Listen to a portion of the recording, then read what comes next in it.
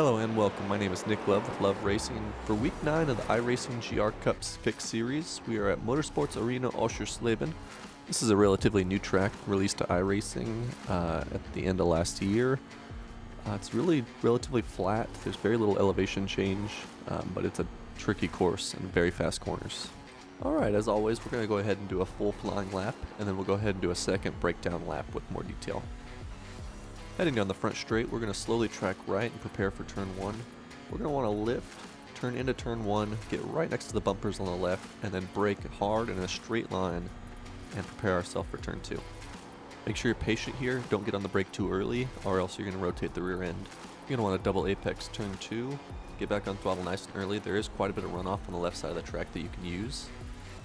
Tracking right for turn 3, this is a 180 degree hairpin. We're going to want to brake right when the terrain changes on the right.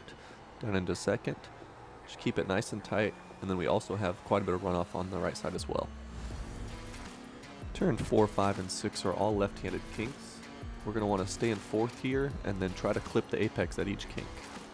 There's going to be quite a bit of lifting, back on throttle, then back to lift to make sure this car grips up. Turn 7 is another 180 degree hairpin. We're just going to keep it tight, be patient, and there is also a lot of runoff on the exit as well that we can use. Heading to the turn 8, 9 chicane here, we're going to want to try to straighten this up as much as possible, get as close to those cones as you can. That way you can maximize your exit here. Just a nice little lift, no braking there, and you can use a lot of that exit on runoff.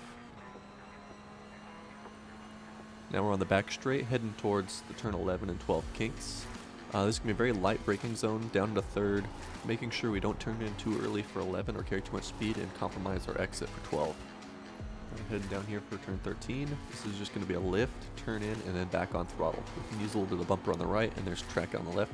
Here at the final corner, use all the track on the left, down into second, be nice and patient, get back on throttle, and you have runoff on the left as well. Alright, that was one quick lap. Now we're going to go ahead and do a detailed turn-by-turn breakdown for this next lap.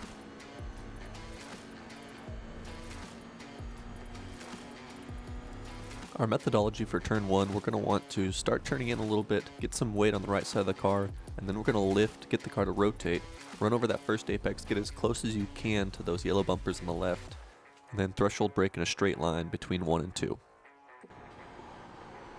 The GR86 does have pretty soft suspension, so you can hit these curves if you need to. I'd suggest just a little bit. And then you're going to go ahead and try to straighten out and get your right tires pointed at the next apex. This is going to be our introspective point in turn 2, where we're going to see if we took turn 1 correctly and our entry. So we should carry enough speed that pushes us about mid-track, not past this white line. If you find yourself sticking to the very inside of this corner, you most likely broke too much. So then next lap, just ease off of it a little bit and see if it pushes you out. You're going to want to keep around 90 degrees steering angle. It's about the most you want to use here. And then get back on throttle right at about this point. Okay, the exit's going to be simple enough. We're going to hit the apex on the right, get back on throttle, and we have plenty of track on the left to track out.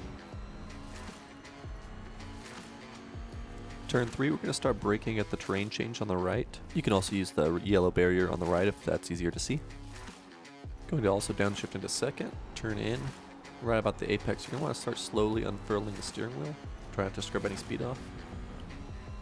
The goal for the 4, 5, and 6 kinks is we're going to want to carry some speed on entry, lift as we track out, get some weight to transfer onto the right side of the tires, and then turn in and hit the next successive apex. As you can see, I overcooked it into the last kink here. So now instead of being all the way to the left side of the track, I'm kind of mid-track. That's going to compromise my entrance into the next corner. But we're not going to lose a ton of time because through the next corner, it's a hairpin. You're going to want to keep it nice and tight until the exit. We're going to downshift from fourth to second, but we're actually not going to use too much brake here because there is a lot of track and a lot of grip here, and some runoff on the right as well. We want to have a nice late apex for the kink at turn 8.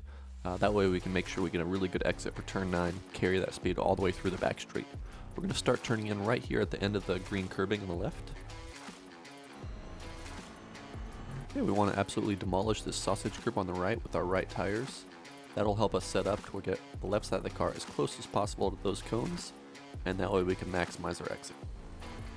We're going to stay flat out here, go past the cones, then we're going to go ahead and lift, turn in, and then once we've got the car turned in and settled, we can go ahead and get back on throttle. Okay, as we head down the back straight, we got plenty of time here to just kind of cruise, check your gauges, look in your mirror. We're going to go ahead and stay track left here, and then keep our eye on the left for our braking point. Our braking marker for turn 11 is going to be about a car length behind this sign. Keep in mind, if you use the shadow as your reference point, sometimes when it's overcast or as the sun's going down, that shadow is going to move, so better to choose a fixed point. It's going to be a really quick braking zone. We're just going to get on the brakes, downshift into third, and then get off and turn in. With a nice late apex, we should prepare ourselves pretty well for turn 12. We're going to use the end of this sausage curb as our apex, and we're going to put 2 tires on it. We're only going to have a slight lift in between. Then you're going to turn in, use the bumper on the left, and get back on throttle nice and early as we have runoff. Then fully track left, get ready for this last corner. It's just a lift, and then right back on throttle. Our braking point for turn 16 is going to be the start of this pit entry. In order to maximize our radius to turn 16, we're going to go ahead and use this runoff right here in between the pit entry and the track. As long as you have your right tires on the right side of the white line, you're not going to get a one-times. I'm going to go ahead and give it a small brake down into second. The biggest thing here is just don't turn in too early. If you do, you're going to hit that big sausage curb and it's going to push you right into the sand. So you just have to be really patient here on your turn-in point.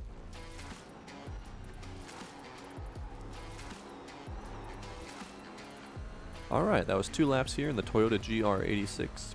Please go ahead and comment where you're finding time or if you're still having trouble some places and where you're losing time. Thank you guys for watching. Please like and subscribe, and I'll see you in the next one.